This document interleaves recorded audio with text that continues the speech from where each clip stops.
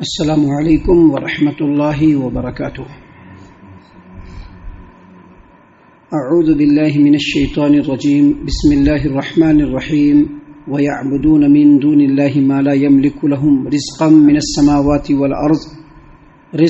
السَّمَاوَاتِ وَالْأَرْضِ شَيْئًا وَلَا يَسْتَطِيعُونَ فَلَا تَضْرِبُوا لِلَّهِ الْأَمْثَالَ إِنَّ اللَّهَ يَعْلَمُ وَأَنْتُمْ لَا تَعْلَمُونَ۔ اللہ تبارک و تعالیٰ کے سوا جن کو یہ لوگ پوجتے ہیں وہ آسمانوں اور زمین میں انہیں رزق مہیا کرنے کا کچھ بھی اختیار نہیں رکھتے اور نہ ہی وہ یہ کام کر سکتے ہیں۔ اللہ تعالیٰ کے لیے مثالیں بیان نہ کرو، اللہ جانتا ہے اور تم نہیں جانتے۔ محترم سامعین کرام، سورۃ النحل سورہ نمبر 16 اور اسی سورت سے بھی آپ کے سامنے آیت نمبر 73 اور آیت نمبر 74 73 اور 74 یہ دو آیات آپ کے سامنے تلاوت کی گئیں، اور دونوں آیتوں کا ترجمہ بھی بفضل اللہ، باذن اللہ، بتوفیق اللہ آپ تمام کی خدمت میں پیش کیا گیا۔ سامعین کرام، جب سے یہ دنیا بنی ہے اور یہاں انسانوں کو آباد کیا گیا ہے، ابتدائی چند دنوں کو چھوڑ کر کبھی بھی کوئی ایسا دور نہیں رہا ہے جب لوگوں نے اللہ تبارک و تعالیٰ کی وحدانیت میں شرک نہ کیا۔ شروع زمانے میں ہی، نوح علیہ السلام کے زمانے میں ہی جو نیکوکار لوگ ایک زمانے میں مرے، پہلے ان کے تصویر کو بنا کر کے عبادت خانے میں لگایا گیا، اور مقصد یہ تھا کہ یہ بڑے بزرگ ہیں، یہ سامنے رہیں گے تو عبادت اچھے طریقے سے کر لیں گے۔ بعد میں شیطان آیا اور اس نے لوگوں کے دلوں میں شرک کی بیج ڈالی، اور لوگ ان تصویروں کی عبادت کرنا ہی شروع کر دیے، اور وہیں سے شرک کا سلسلہ شروع ہوا۔ اور آج بھی چاہے وہ مسلم ہو یا نان مسلم ہو، سبوں کے اندر شرک کی یہ بیماری پائی جاتی ہے۔ شرک بہت بڑا جرم ہے،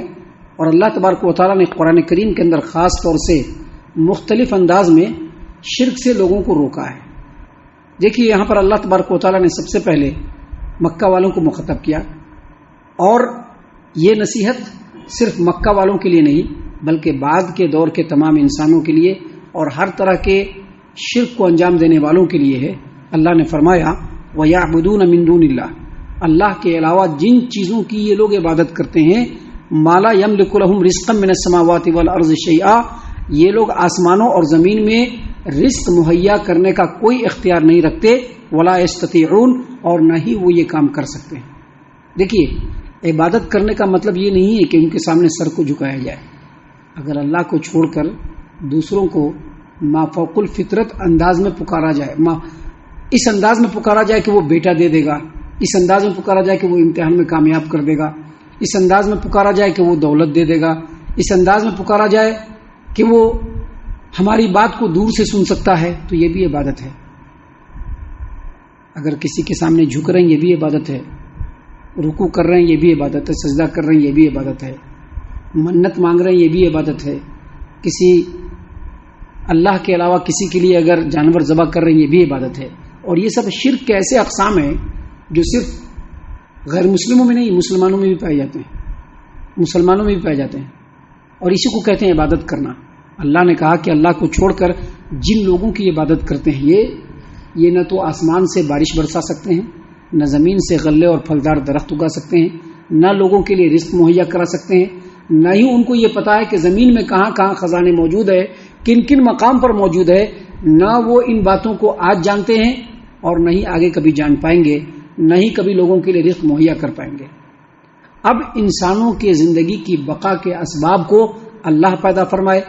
انسان کے لیے روزی اللہ تبارک و تعالی مہیا فرمائے، اور انسان اللہ کو چھوڑ کر دوسروں کی عبادت کرنا شروع کر دے، اللہ کے ساتھ شریک کرنا شروع کر دے، یہ بڑی ناانصافی کی بات ہے۔ اللہ نے اسی بات کو یہاں پر بیان فرمایا کہ اللہ کو چھوڑ کر کے چاہے تم خواجہ بابا کو پکارو، چاہے اجمیری بابا کو پکارو، چاہے حجویری بابا کو پکارو، چاہے صابر کلیری کو پکارو، چاہے تم غوث العظم کو پکارو، چاہے تم کسی کو بھی پکارو، چاہے مٹی اور پتھر کے بتوں کی تم پوجا کرو اور اس سے مانگنا شروع کر دو،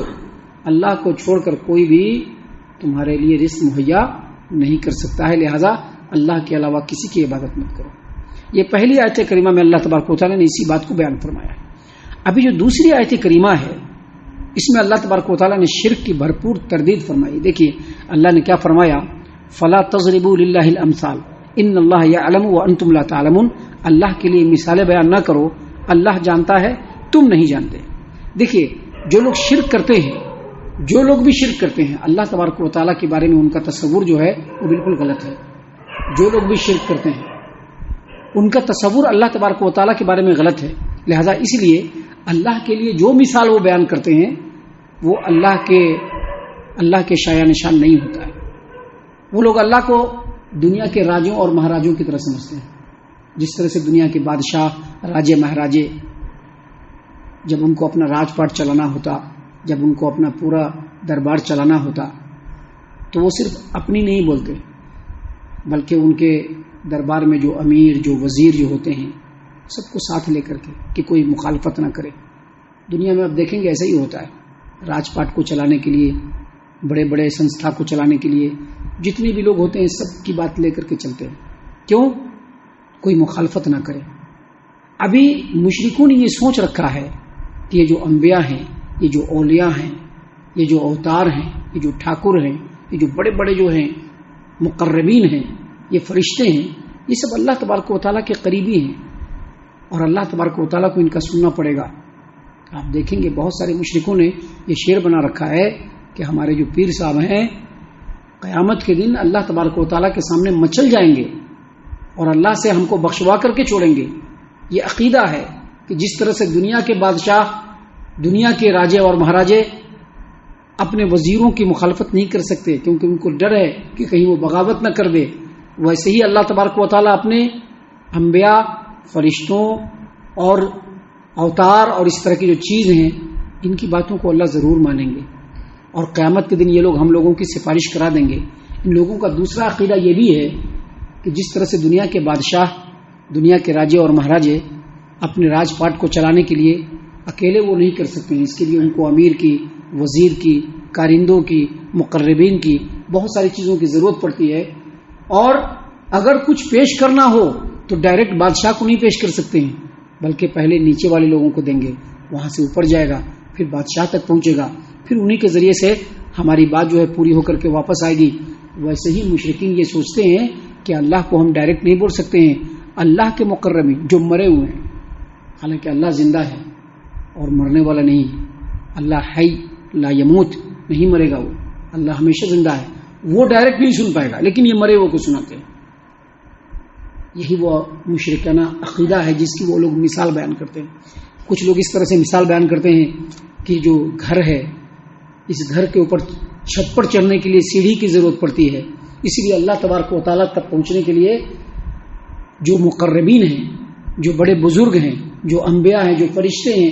ان کی پہلے ہم پیروی کریں گے، ان کی پہلے ہم پوجا کریں گے، ان کے سامنے جھکیں گے، اپنی فریاد ان کے سامنے رکھیں گے تو وہ ہماری بات اللہ تک پہنچائیں گے۔ اللہ تبارک و تعالیٰ نے یہاں پر فرمایا فلا تضربوا للہ الامثال، اللہ کے لیے مثال بیان مت کرو، اللہ کے لیے مثال بیان مت کرو۔ یہ جو تمہارا عقیدہ ہے مشرکانہ عقیدہ ہے، جو دنیاوی اغراض کی بنیاد پر تم نے گھر رکھا ہے، اسی سے شرک کے کئی اقسام جنم لیتے ہیں، لہذا اللہ کے لیے مثال بیان نہ کرو۔ اللہ تبارک و تعالیٰ کے بارے میں جو کچھ قرآن کریم میں، جو کچھ اللہ کے کلام میں لکھا ہوا ہے، جو کچھ تم نے اللہ کے کلام سے سنا ہے، بس وہی اللہ کا عقیدہ ہے کہ اللہ تبارک و تعالیٰ کے بارے میں عقیدہ ہے کہ اللہ تبارک و تعالیٰ کی ذات گرامی وہ ہے کہ وہ ہر ایک کی پکار کو سنتا ہے، جو زور سے بولے اس کی بھی پکار کو سنتا ہے، جو دھیرے سے بولے اس کی بھی پکار کو سنتا ہے، کوئی وسیلہ نہ بنائے، ڈائریکٹ رب کو پکارے تب بھی اللہ اس کی بات کو سنتا ہے۔ فلا تضربوا للہ الامثال، اللہ کے لیے مثالیں بیان نہ کرو، ان اللہ یعلم وانتم لا تعلمون، بے شک اللہ تبارک و تعالیٰ جانتا ہے اور تم نہیں جانتے۔ مشرکین مکہ یہ عقیدہ رکھتے تھے کہ یہ جو ہمارے دیوی دیوتا ہیں اصل میں بڑے نیکوکار لوگ ہیں، یہ ہماری باتوں کو اللہ تک پہنچائیں گے، اللہ سے ہم کو قریب کر دیں گے۔ نوح علیہ الصلوۃ والسلام کے زمانے میں بھی، جو بعد کے زمانے میں جو شرک جو شروع ہوا، اس میں بھی یہی عقیدہ کار فرما تھا کہ وہ لوگ یہ سمجھتے تھے کہ یہ ہمارے نیکوکار ہیں، ان تک ہم بات پہنچائیں گے تو ہماری بات اللہ تک پہنچے گی، یہ اللہ کو ہم سے قریب کر دیں گے۔ آج بھی مسلمانوں کے اندر یہی عقیدہ ہے یہ جو بڑے بڑے بزرگ ہیں اللہ کے بڑے قریبی ہیں، ان کو ہم پکاریں گے، ان تک ہم اپنی بات پہنچائیں گے تو ہماری بات اللہ تک پہنچے گی۔ اللہ نے کہا فلا تضربوا للہ الامثال، اللہ کے لیے مثال بیان نہ کرو، ان اللہ یعلم، اللہ سب کچھ جانتا ہے، وانتم لا تعلمون، اور تم کچھ نہیں جانتے ہو، لہذا اللہ کو اگر پکارنا ہے تو ڈائریکٹ پکارو۔ سامعین کرام، ابھی آگے اور بھی بہت ساری باتیں موجود ہیں جو اللہ تبارک و تعالیٰ نے اس صورت کریمہ میں توحید کے متعلق بیان فرمائے ہیں اور شرک کی تردید میں بیان فرمائے ہیں، جس کو انشاءاللہ کل اور کل کے بعد کے درسوں میں ہم آپ کے سامنے پیش کرنے والے ہیں۔ ہم اللہ سے دعا کرتے ہیں کہ اللہ تعالیٰ ہم تمام کو ان تمام باتوں کے اوپر خوب غور و فکر اور تدبر کرنے کے ساتھ ساتھ ان باتوں کے اوپر عمل کرنے کی بھی توفیق عطا فرمائے، آمین۔ اللہ تعالیٰ ہم تمام کو صحیح معنوں میں پکا سچا مومن مسلمان بنائے، اللہ اور اس کے رسول صلی اللہ علیہ وسلم کی اطاعت و فرما برداری کرنے والا بنائے، صحابہ کرام رضی اللہ عنہم کے طریقے پر چلنے والا بنائے، جنت الفردوس میں جگہ عطا فرمائے۔ اے اللہ ہم تمام کو جہنم سے پناہ دے، اے رب العالمین ہم تمام کو جہنم سے پناہ دے، اے مالک الملک ہم تمام کو جہنم سے پناہ دے، آمین یا رب العالمین۔ وما علینا الا البلاغ المبین۔ تبارك الذي نزل الفرقان على عبده ليكون للعالمين نذيرا